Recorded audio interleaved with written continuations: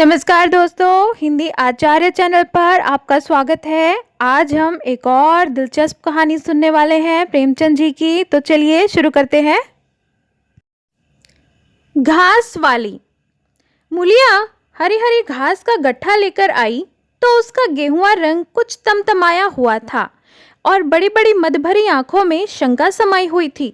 महावीर ने उसका तमतमाया हुआ चेहरा देखकर पूछा, क्या है मूलिया, आज कैसा जी है? मूलिया ने कुछ जवाब न दिया। उसकी आंखें डबडबा गईं। महावीर ने समीप आकर पूछा, क्या हुआ है, बताते क्यों नहीं? किसी ने कुछ कहा है? अम्मा ने डांटा है? क्यों इतनी उदास है? मूलिया ने सिसक कर कहा, कुछ नहीं, हुआ क्या है, अच्छी तो हूँ। महावीर ने मूलिया को सिर से पांव तक देखकर कहा, चुपचाप रोएगी, बताएगी नहीं? मूलिया ने बात टालकर कहा, कोई बात भी हो, क्या बताऊं? मूलिया इस ऊसर में गुलाब का फूल थी। गेहुआ रंग था, हिरन की सी आंखें, नीचे खींचा हुआ चिबुक, कपोलों पर हल्की लालिमा, बड़ी बड़ी नुकीली पलकें, आंखों में एक विचित्र आर्द्रता जिनमें एक स्पष्ट वेदना, एक मूक व्यथा झलकती रहती थी। मालूम नहीं चमारों के इस घर में वह अप्सरा कहाँ आ गई थी। क्या उसका कोमल फूल सा गात इस योग्य था कि सर पर घास की टोकरी रखकर बेचने जाती? उस गांव में भी ऐसे लोग मौजूद थे जो उसके तलवे के नीचे आंखें बिछाते थे, उसकी एक चितवन के लिए तरसते थे, जिनसे अगर वह एक शब्द भी बोलती तो निहाल हो जाते। लेकिन उसे आए साल भर से अधिक हो गया, किसी ने उसे युवकों की तरफ ताकते या बातें करते नहीं देखा। वह घास लिए निकलती तो ऐसा मालूम होता मानो उषा का प्रकाश सुनहरे आवरण में रंजित अपनी छटा बिखेरता जाता हो। कोई गजलें गाता, कोई छाती पर हाथ रखता, पर मूलिया नीची आंख किए अपनी राह चली जाती। लोग हैरान होकर कहते, इतना अभिमान? महावीर में ऐसे क्या सुरखाब के पंख लगे हैं? ऐसा अच्छा जवान भी तो नहीं, न जाने यह कैसे उसके साथ रहती है। मगर आज ऐसी बात हो गई जो इस जाति की और युवतियों के लिए चाहे गुप्त संदेश होती, पर मूलिया के लिए हृदय का शूल थी। प्रभात का समय था, पवन आम की बौर की सुगंध से मतवाला हो रहा था।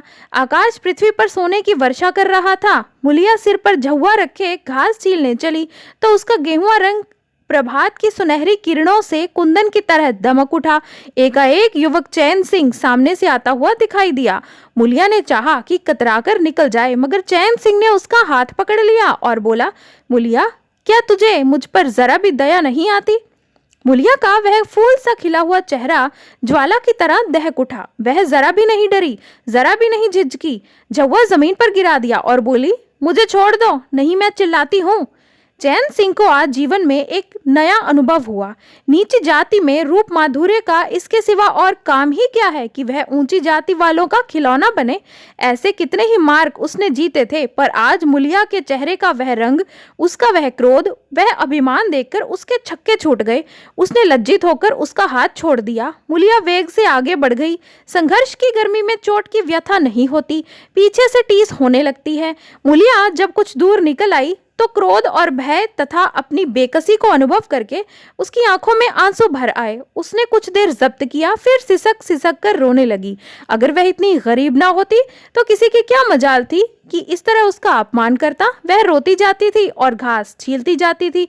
महावीर का क्रोध वह जानती थी, अगर उससे कह दे तो वह इस ठाकुर के खून का प्यासा हो जाएगा, फिर न जाने क्या हो। इस ख्याल से उसके रोए खड़े हो गए। इसलिए उसने महावीर के प्रश्नों का कोई उत्तर ना दिया। दूसरे दिन मूलिया घास के लिए ना गई। सास ने पूछा, तू क्यों नहीं जाती? और सब तो चली गईं। मूलिया ने सिर झुकाकर कहा, मैं अकेली ना जाऊंगी। सास ने बिगड़कर कहा, अकेले क्या तुझे बाग उठा ले जाएगा? मूलिया ने और भी सिर झुका लिया और दबी हुई आवाज से बोली, सब मुझे छेड़ते हैं। सास ने डांटा, ना तू औरों के साथ जाएगी, ना अकेली जाएगी, तो फिर जाएगी कैसे? वह साफ साफ क्यों नहीं कहती कि मैं ना जाऊंगी? तो यहाँ मेरे घर में रानी बन के निबाह ना होगा। किसी को चाम नहीं प्यारा होता, काम प्यारा होता है। तू बड़ी सुंदर है तो तेरी सुंदरता लेकर चाटूं। उठा झाबा और घास ला। द्वार पर नीम के दरख्त के साए में महावीर खड़ा घोड़े को मल रहा था। उसने मूलिया को रोनी सूरत बनाए जाते देखा, पर कुछ बोल ना सका। उसका बस चलता तो मूलिया को कलेजे में बिठा लेता, आंखों में छिपा लेता, लेकिन घोड़े का पेट भरना भी तो जरूरी था। घास मोल लेकर खिलाए तो 12 आने रोज के कम ना पड़े। ऐसी मजबूरी होती ही कौन है, मुश्किल से 1.5-2 रुपए मिलते हैं, वह भी कभी मिले कभी ना मिले। जब से यह सत्यानाशी लारियां चलने लगी हैं, इक्के वालों की बदिया बैठ गई है। कोई सेंत भी नहीं पूछता। महाजन से 150 रुपए उधार लेकर इक्का और घोड़ा खरीदा था, मगर लारियों के आगे इक्के को कौन पूछता है। महाजन का सूद भी तो पहुंच ना सकता था, मूल का कहना ही क्या। ऊपर ऊपरी मन से बोला, ना मन हो तो रहने दो, देखी जाएगी। इस दिलजोई से मुलिया निहाल हो गई। बोली, घोड़ा खाएगा क्या। आज उसने कल का रास्ता छोड़ दिया और खेतों की मेड़ों से होती हुई चली। बार बार सतर्क आंखों से इधर उधर ताकती जाती थी। दोनों तरफ ऊख के खेत खड़े थे। जरा भी खड़खड़ाहट होती उसका जी सन्न हो जाता, कहीं कोई ऊख में छिपा ना बैठा हो। मगर कोई नई बात ना हुई। ऊख के खेत निकल गए, आमों के बाग निकल गए, सिंचे हुए खेत नजर आने लगे। दूर के कुएं पर पुर चल रहा था। खेतों की मेड़ों पर हरी हरी घास जमी हुई थी। मुलिया का जी ललचाया। यहाँ आधा घंटे में जितना घास छिल सकती है, सूखे मैदान में दोपहर तक ना छिल सकेगी। यहाँ देखता ही कौन है, कोई चिल्लाएगा तो चली जाऊंगी। वह बैठकर घास छीलने लगी और 1 घंटे में उसका झाबा आधे से ज्यादा भर गया। वह अपने काम में इतनी तन्मय थी कि उसे चैन सिंह के आने की खबर ही ना हुई। एकाएक उसने आहट पाकर सिर उठाया तो चैन सिंह को खड़ा देखा। मुलिया की छाती धक्क से हो गई। जी में आया भाग जाए, झाबा उलट दे और खाली झाबा लेकर चली जाए, पर चैन सिंह ने कई गज के फासले से ही रुककर कहा, डर मत, भगवान जानता है मैं तुझसे कुछ ना बोलूंगा। जितनी घास चाहे छील ले, मेरा ही खेत है। मुलिया के हाथ सुन्न हो गए, खुरपी हाथ में जम सी गई, घास नजर ही ना आती थी। जी चाहता था जमीन फट जाए और मैं समा जाऊं। जमीन आंखों के सामने तैरने लगी। चैन सिंह ने आश्वासन दिया, छीलती क्यों नहीं, मैं तुझसे कुछ कहता थोड़े ही हूँ, यही रोज चली आया कर, मैं छील दिया करूंगा। मुलिया चित्रलिखित सी बैठी रही। चैन सिंह ने एक कदम आगे बढ़ाया और बोला, तू मुझसे इतना डरती क्यों है। क्या तू समझती है मैं आज भी तुझे सताने आया हूँ। ईश्वर जानता है, कल भी तुझे सताने के लिए मैंने तेरा हाथ नहीं पकड़ा था। तुझे देखकर आप ही आप हाथ बढ़ गए, मुझे कुछ सुध ही ना रही। तू चली गई तो मैं वहीं बैठकर घंटों रोता रहा। जी में आता था हाथ काट डालूं, कभी जी चाहता था जहर खा लूं। तभी से तुझे ढूंढ रहा हूँ। आज तू इस रास्ते से चली आई, मैं सारा हार छानता हुआ यहाँ आया हूँ। अब जो सजा तेरे जी में आवे दे दे। अगर तू मेरे सिर भी काट ले तो गर्दन ना हिलाऊंगा। मैं शोधा था, लेकिन जब से तुझे देखा है मन से सारी खोट मिट गई है। अब तो जी में यही आता है कि तेरा कुत्ता होता और तेरे पीछे पीछे चलता, तेरा घोड़ा होता, तब तू अपने हाथों से मेरे सामने घास डालती। किसी तरह यह चोला तेरे काम आवे, मेरे मन की यह सबसे बड़ी लालसा है। मेरी जवानी काम ना आवे अगर मैं किसी खोट से ये बातें कह रहा हूँ। बड़ा भागवान था महावीर जो ऐसी देवी उसे मिली। मुलिया चुपचाप सुनती रही, फिर नीचा सिर करके भोलेपन से बोली, तो तुम मुझे क्या करने को कहते हो। चैन सिंह और समीप आकर बोला, बस तेरी दया चाहता हूँ। मुलिया ने सिर उठाकर उसकी ओर देखा। उसकी लज्जा न जाने कहाँ गायब हो गई। चुभते हुए शब्दों में बोली, तुमसे एक बात कहूँ, बुरा तो ना मानोगे, तुम्हारा ब्याह हो गया है या नहीं। चैन सिंह ने दबी जबान से कहा, ब्याह तो हो गया है, लेकिन ब्याह क्या है, खिलवाड़ है। मुलिया के होठों पर अवहेलना की मुस्कुराहट झलक पड़ी। बोली, फिर भी अगर मेरा आदमी तुम्हारी औरत से इस तरह की बातें करता तो तुम्हें कैसा लगता। तुम उसकी गर्दन काटने पर तैयार हो जाते कि नहीं। बोलो, क्या समझते हो कि महावीर चमार है तो उसकी देह में लहू नहीं है, उसे लज्जा नहीं है, उसे अपनी मर्यादा का विश्वास नहीं है, विचार नहीं है। मेरा रूप रंग तुम्हें भाता है क्या। घाट के किनारे मुझसे कहीं सुंदर औरतें नहीं घूमा करती, मैं उनके तलवों की बराबरी भी नहीं कर सकती। तुम उनमें से किसी को क्यों नहीं दया मांगते। क्या उनके पास दया नहीं है। मगर वहां तुम ना जाओगे, क्योंकि वहां जाते तुम्हारी छाती दहलती है। मुझसे दया मांगते हो इसलिए ना कि मैं चमारिन हूँ, नीच जात हूँ। नीच जाति की औरत जरा भी घुड़की धमकी व जरा सी लालच से तुम्हारी मुट्ठी में आ जाएगी। कितना सस्ता सौदा है। ठाकुर हो ना, ऐसा सस्ता सौदा क्यों छोड़ने लगे। चैन सिंह लज्जित होकर बोला, मूला, यह बात नहीं, मैं सच कहता हूँ, इसमें ऊंच नीच की बात नहीं है। सब आदमी बराबर हैं। मैं तो तेरे चरणों पर सिर रखने को तैयार हूँ। मुलिया, इसीलिए ना कि जानते हो मैं कुछ कर नहीं सकती। जाकर किसी खतरानी के चरणों पर सिर रखो तो मालूम हो कि चरणों पर सिर रखने का क्या फल मिलता है। फिर यह सिर तुम्हारी गर्दन पर ना रहेगा। चैन सिंह मारे शर्म के जमीन में गड़ा जाता था। उसका मुंह ऐसा सूख गया था मानो महीनों की बीमारी से उठा हो। मुंह से बात ना निकलती थी। मुलिया इतनी वाक पटु है, उसे इसका गुमान भी ना था। मुलिया फिर बोली, मैं रोज बाजार जाती हूँ, बड़े बड़े घरों का हाल जानती हूँ। मुझे किसी बड़े घर का नाम बता दो जहां कोई साइस, कोई कोचवान, कोई महाराज ना घुसा बैठा हो। यह सब बड़े घरों की लीला है। और वह औरतें जो कुछ करती हैं ठीक करती हैं, उनके घरवाले भी तो कहारिनों और चमारिनों पर जान देते फिरते हैं। लेना देना बराबर हो जाता है। बेचारे गरीब आदमियों के लिए यह बातें कहाँ हैं। मेरे आदमी के लिए संसार में जो कुछ है मैं हूँ, वह किसी दूसरी महरिया की ओर आंख उठाकर भी नहीं देखता। संयोग की बात है कि मैं तनिक सुंदर हूँ, लेकिन मैं अगर काली कलूटी भी होती तब भी वह मुझे इसी तरह रखता। इसका मुझे विश्वास है। मैं चमारिन होकर भी इतनी नीच नहीं हूं कि विश्वास का बदला खोट से दूं। हाँ, वह अपने मन की करने लगे, मेरी छाती पर मूंग दलने लगे तो मैं भी उसकी छाती पर मूंग दलूंगी। तुम मेरे रूप के ही दीवाने हो ना। आज मुझे माता निकल आए, कानी हो जाऊं तो मेरी ओर ताकोगे भी नहीं। बोलो, झूठ कहती हूं। चैन सिंह इनकार ना कर सका। मुलिया ने उसी गर्व से भरे हुए स्वर में कहा, लेकिन मेरी एक नहीं दोनों आंखें फूट जाएं तब भी वह मुझे इसी तरह रखेगा। मुझे उठाएगा, बिठाएगा, खिलाएगा।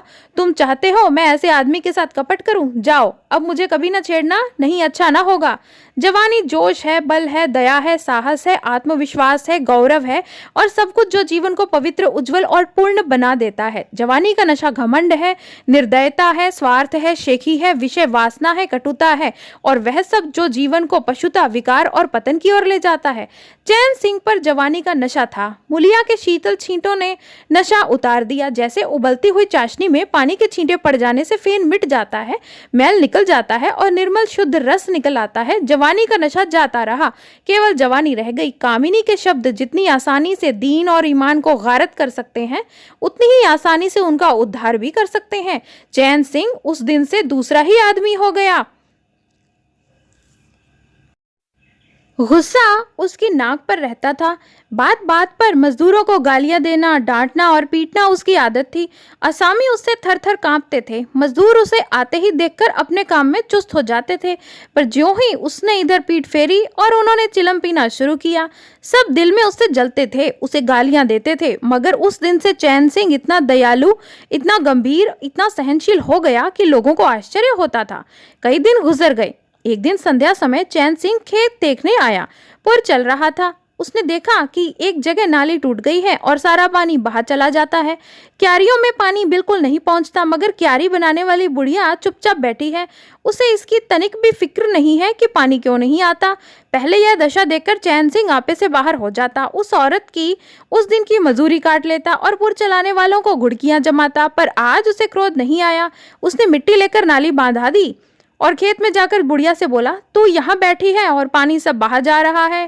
बुढ़िया घबराकर बोली, अभी खुल गई होगी राजा, मैं अभी जाकर बंद किए देती हूँ। यह कहकर वह थर थर कांपने लगी। चैन सिंह ने उसकी दिलजोई करते हुए कहा, भाग मत, मैंने नाली बंद कर दी। बुढ़ऊ कई दिन से नहीं दिखाई दिए, कहीं काम पर जाते हैं कि नहीं? बुढ़िया गदगद होकर बोली, आजकल तो खाली ही बैठे हैं भैया, कहीं काम नहीं लगता। चैन सिंह ने नम्र भाव से कहा, तो हमारे यहाँ लगा दे, थोड़ा सा सन रखा है, उसे काट दे। यह कहता हुआ वह कुएं की ओर चला गया। यहाँ 4 पुर चल रहे थे, पर इस वक्त 2 हकवे बेर खाने गए थे। चैन सिंह को देखते ही मजूरों के होश उड़ गए। ठाकुर ने पूछा, 2 आदमी कहाँ गए? तो क्या जवाब देंगे? सबके सब डांटे जाएंगे। बेचारे दिल में सहमे जा रहे थे। चैन सिंह ने पूछा, वे दोनों कहाँ चले गए? किसी के मुंह से आवाज न निकली। सहसा सामने से 2 मजूर धोती के एक कोने में बेर भरे आते दिखाई दिए। खुश खुश बात करते चले आ रहे थे। चैन सिंह पर निगाह पड़ी तो दोनों के प्राण सूख गए। पाँव मन के मन भारी हो गए। अब न आते बनता है न जाते। दोनों समझ गए कि आज डांट पड़ी, शायद मजूरी भी कट जाए। चाल धीमी पड़ गई। इतने में चैन सिंह ने पुकारा, बढ़ आओ, कैसे बेर है, लाओ जरा मुझे भी दे दो, मेरे पेड़ के ही है ना? दोनों और भी सहम उठे। आज ठाकुर जीता ना छोड़ेगा, कैसा मीठा मीठा कर बोल रहा है, उतनी ही भिगो भिगो कर लगाएगा। बेचारे और भी सिकुड़ गए। चैन सिंह ने फिर कहा, जल्दी से आओ जी, पक्की पक्की सब मैं ले लूंगा। जरा एक आदमी लपक कर घर से थोड़ा सा नमक तो ले लो। बाकी दोनों मजदूरों से, तुम भी दोनों आ जाओ, उस पेड़ के बेर मीठे होते हैं, बेर खा लें, काम तो करना ही है। अब दोनों भगौड़ों को कुछ ढांढस हुआ। सभी ने जाकर सब बेर चैन सिंह के आगे डाल दिए और पक्के पक्के छांट कर उसे देने लगे। एक आदमी नमक लाने दौड़ा। आधा घंटा तक दोनों पुर बंद रहे। जब सब बेर उड़ गए, ठाकुर चलने लगे तो दोनों अपराधियों ने हाथ जोड़कर कहा, भैया जी आज जान बख्शी हो जाए, बड़ी भूख लगी थी, नहीं तो कभी ना जाते। चैन सिंह ने नम्रता से कहा, तो इसमें बुराई क्या हुई, मैंने भी तो बेर खाए, एक आध घंटे का हरज हुआ, यही ना। तुम चाहोगे तो घंटे भर का काम आधे घंटे में कर दोगे, ना चाहोगे तो दिन में भी आधे घंटे का काम भरना होगा। चैन सिंह चला गया तो चारों बातें करने लगे। एक ने कहा, मालिक इस तरह रहे तो काम करने में जी लगता है, नहीं तो कि हरदम छाती पर सवार। दूसरा, मैंने तो समझा कि आज कच्चा ही खा जाएंगे। तीसरा, कई दिन से देखता हूं मिजाज नरम हो गया है। चौथा, सांझ को पूरी मजूरी मिले तो कहना। पहला, तुम तो हो गोबर गणेश, आदमी का रुख नहीं पहचानते। दूसरा, अब खूब दिल लगाकर काम करेंगे। तीसरा, और क्या, जब उन्होंने हमारे ऊपर छोड़ दिया तो हमारा भी धर्म है कि कोई कसर ना छोड़े। चौथा, मुझे तो भैया ठाकुर पर अब भी विश्वास नहीं आता। एक दिन चैन सिंह को किसी काम से कचहरी जाना था। 5 मील का सफर था। यूं तो वह बराबर अपने घोड़े पर ही जाया करता था, पर आज धूप बड़ी तेज हो रही थी। सोचा इक्के पर चला चलूं। महावीर को कहला भेजा मुझे लेते जाना। कोई 9 बजे महावीर ने पुकारा। चैन सिंह तैयार बैठा था, चटपट इक्के पर बैठ गया, मगर घोड़ा इतना दुबला हो रहा था, इक्के की गद्दी इतनी मैली और फटी हुई, सारा सामान इतना रद्दी कि चैन सिंह को उस पर बैठते शर्म आई। पूछा, यह सामान क्यों बिगड़ा हुआ है महावीर, तुम्हारा घोड़ा तो इतना दुबला कभी ना था, आजकल सारी सवारियां कम है क्या? महावीर ने कहा, नहीं मालिक, सवारियां काहे नहीं है, मगर लारियों के सामने इक्के को कौन पूछता है। कहा 2 ढाई 3 की मजूरी करके घर लौटता था, कहा अब 20 आने के पैसे भी नहीं मिलते। क्या जानवर को खिलाऊं, क्या आप खाऊं, बड़ी विपत्ति में पड़ा हूं। सोचता हूं इक्का बेच बाच कर आप लोगों की मजूरी कर लूं, पर कोई गाहक नहीं लगता। ज्यादा नहीं तो 12 आने तो रोज घोड़े को ही चाहिए, घास ऊपर से। जब अपना ही पेट नहीं चलता तो जानवर को कौन पूछे। चैन सिंह ने उसके फटे हुए कुर्ते की ओर देखकर कहा, 2-4 बीघे खेती क्यों नहीं कर लेते। महावीर ने सिर झुकाकर बोला, खेती के लिए बड़ा पौरुख चाहिए मालिक।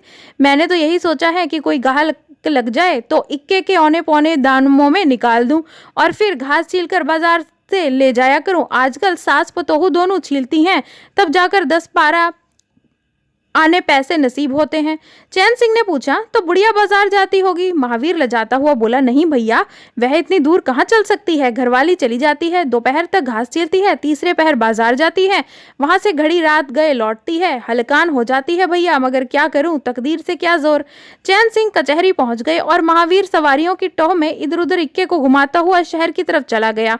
चैन सिंह ने उसे 5 बजे आने को कह दिया। कोई 4 बजे चैन सिंह कचहरी से फुर्सत पाकर बाहर निकले। हाथे में पान की दुकान थी। जरा और आगे बढ़कर एक घना बरगद का पेड़ था, उसकी छां में 20 ही तांगे इक्के फिटने खड़ी थी। घोड़े खोल दिए गए थे। वकीलों, मुख्तारों और अफसरों की सवारियां यही खड़ी रहती थी।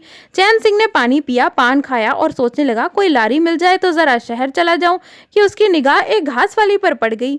सिर पर घास का झाबा रखे साइसों से मालभोग कर रही थी।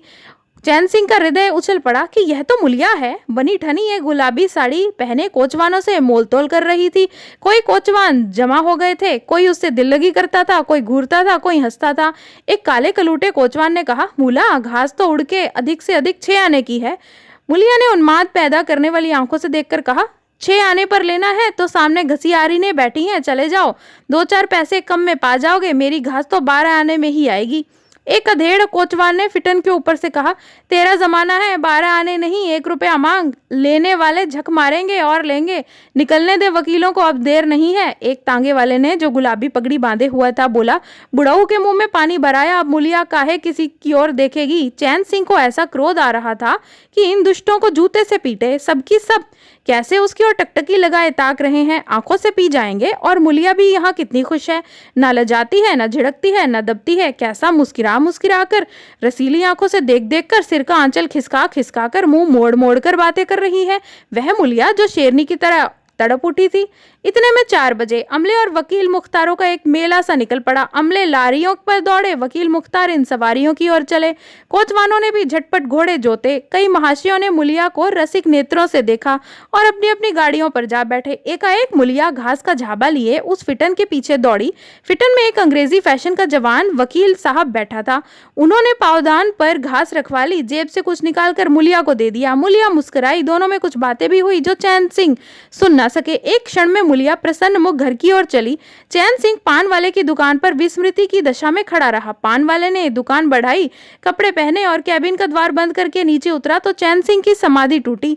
पूछा, क्या दुकान बंद कर दी? पान वाले ने सहानुभूति दिखाकर कहा, इसकी दवा करो ठाकुर साहब, यह अच्छी बीमारी नहीं है। चैन सिंह ने चकित होकर पूछा, कैसी बीमारी? पान वाला बोला, कैसी बीमारी? आधा घंटे से यहाँ खड़े हो जैसे कोई मुर्दा खड़ा हो। सारी कचहरी खाली हो गई, सब दुकानें बंद हो गई, मेहतर तक झाड़ू लगाकर चल दिए। तुम्हें कुछ खबर ना हुई? यह बुरी बीमारी है, जल्दी दवा कर डालो। चैन सिंह ने छड़ी संभाली और फाटक की ओर चला कि महावीर का इक्का सामने से आता दिखाई दिया। कुछ दूर इक्का निकल आया तो चैन सिंह ने पूछा, आज कितने पैसे कमाए महावीर? महावीर ने हंसकर कहा, आज तो मालिक दिन भर खड़ा ही रह गया।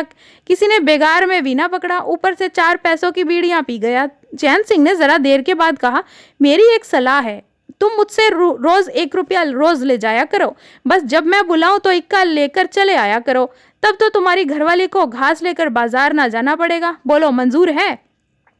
महावीर ने सज्जल आंखों से देखकर कहा, मालिक आपका ही तो खाता हूँ, आपकी प्रजा हूँ, जब मर्जी हो पकड़ मंगवाइए, आपसे रुपए।